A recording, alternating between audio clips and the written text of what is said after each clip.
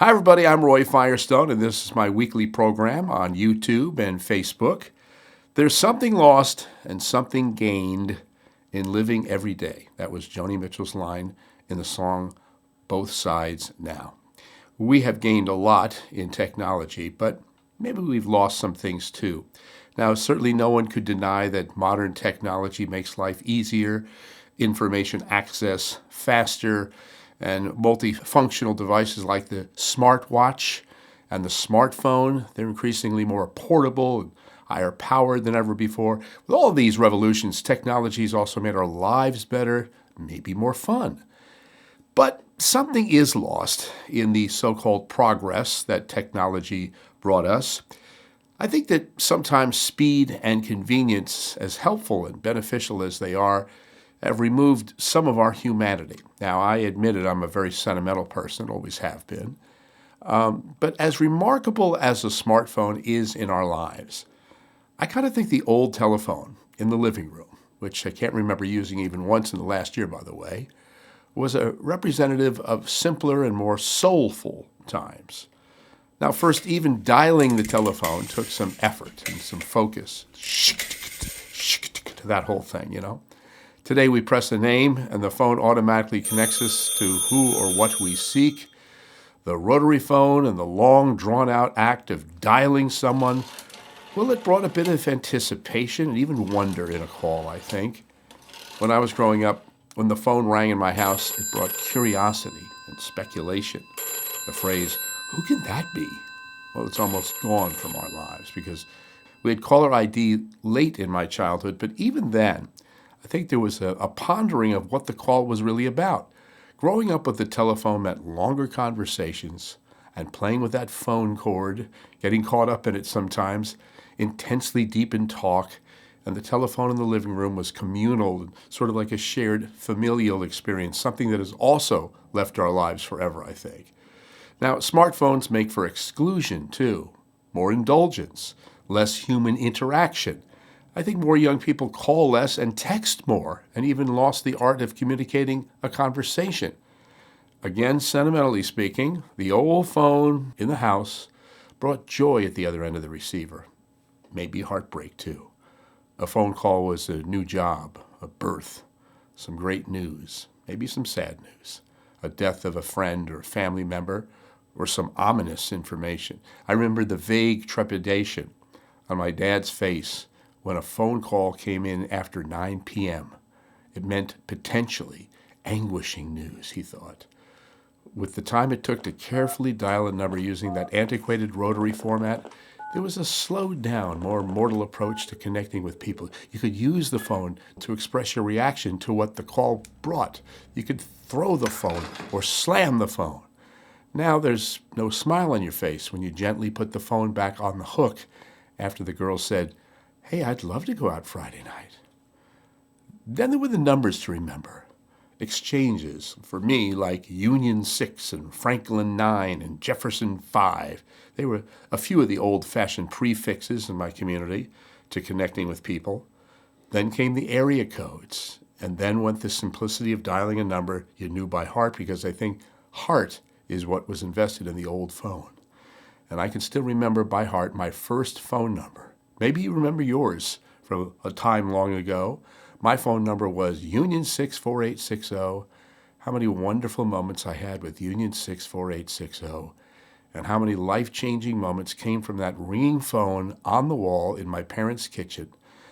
Now listen, no one wishes to go back to that slower, more deliberate time with the old phone, and we understand that. But I think I miss the humanity that came with a family phone, and the question asked by my mom or dad or somebody in my family, "Who was that?" Smartphones are solitary, antisocial, reclusive. The old telephone, well, it wasn't smart, but it had some of the stuff of what it was to being alive. My old phone number was something of a symbol, a relic of the past maybe, but it was an emblem of the family. It harkened back to when my folks were alive and my brother and sister were with me under one roof. The telephone in the living room or on that kitchen wall represented a family. No longer, once we moved away, would anyone answer the phone and say, "It's for you." Now answering a smartphone is always only for you, whether we want to accept it or not. And by the way, more often than not, we choose not to even answer the calls these days. I'm not going to forget you, Union 64860. Thanks for the memories.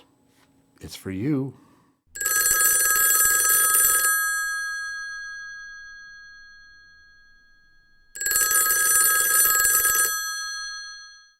Now, I'm not against technology, as I said, but sometimes technology is against me. I've lost track of the terms in today's digital age. And with that in mind, I'd like to share a piece I performed about the odd and confusing terminology that we've come to in this new tech world. Now, I will do the voice of the great Jimmy Stewart as he appeared on an imaginary Tonight Show with Johnny Carson. Now remember, this is me as Jimmy Stewart. It's not real. People who watch this think this is actually real. It could actually happen. We'll call this piece Technical Difficulties. Watch, and I don't mean smartwatch. Okay. Happy New Year, Johnny. Jimmy Stewart is here. What can you say about this man? He's a marvelous actor, and he's just a marvelous person. And he does the best impression of Jimmy Stewart I've ever heard in my life. Would you welcome Jimmy Stewart? I can't think of anybody I'd rather start New Year's with than you as a guest. Good to see you. Johnny, I feel the same way. Yeah, Happy New Year. Did you make any resolutions? Johnny, this is a poem about my New Year's resolution. Oh, yes.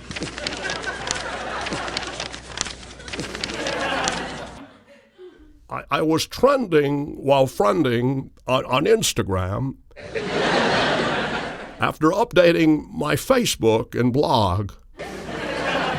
But when I Googled and Hulu'd on Roku, I felt I was in some sort of fog. My Gmail and hard drive wouldn't back up.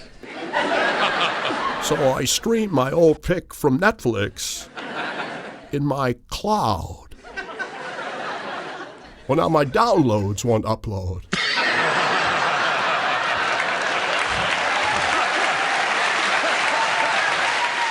And my flash drive's in crash mode. And my login and password were disallowed. I got a terabyte in my Dropbox, and my tweets froze on Firefox, and my Wi-Fi network is blocked. My cookies have stopped me from browsing, and my damn server just locked.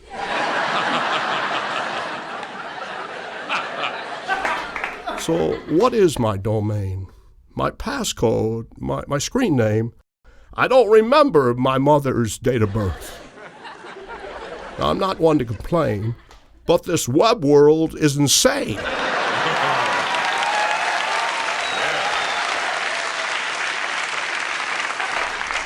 And my engine is tired of search.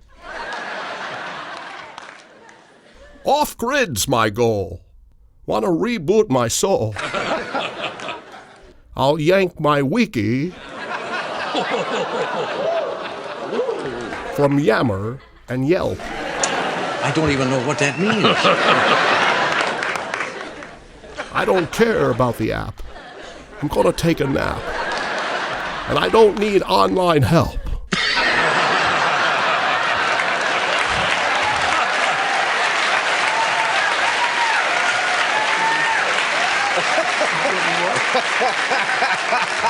Thank you, Jimmy. Happy New Year.